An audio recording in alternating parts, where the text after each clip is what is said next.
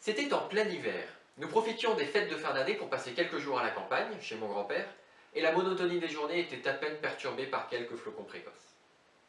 Un matin, alors que j'avalais mon bol de chocolat chaud, on frappe à la porte. Mon grand-père va ouvrir, et il se retrouve face à un homme. Grand, un long manteau tombant jusqu'aux chevilles, un chapeau à large bord vissé sur la tête, et des bottes, poussiéreuses, témoignant de la longue route parcourue. C'était un artisan, un artiste, un orfèvre en l'occurrence. Puis-je passer quelques jours chez vous demande-t-il, le temps de réaliser quelques affaires dans la région. Sans plus d'avertissement, ces vacances mornes prenaient un tour fantastique.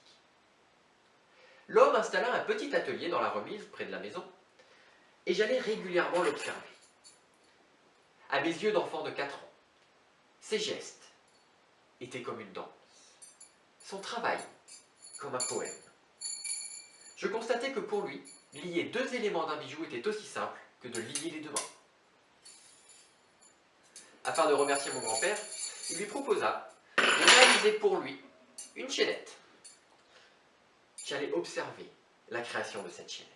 J'étais fasciné par la façon que l'homme avait d'observer chaque maillon pour savoir exactement comment l'assembler.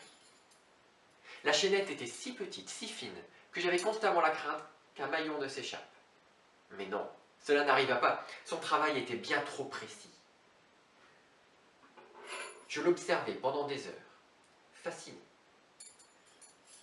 Son travail, ses gestes étaient pour moi comme une berceuse qui apaisait les cœurs. Et à force d'observation, j'ai compris ce qui rendait son travail si parfait. L'homme s'appliquait pour chacun de ses anneaux, chacun de ses maillons, à trouver l'endroit où il se sentirait à sa place. Une fois la chaînette achevée, l'homme nous quitta. Plus personne ne l'a jamais revu.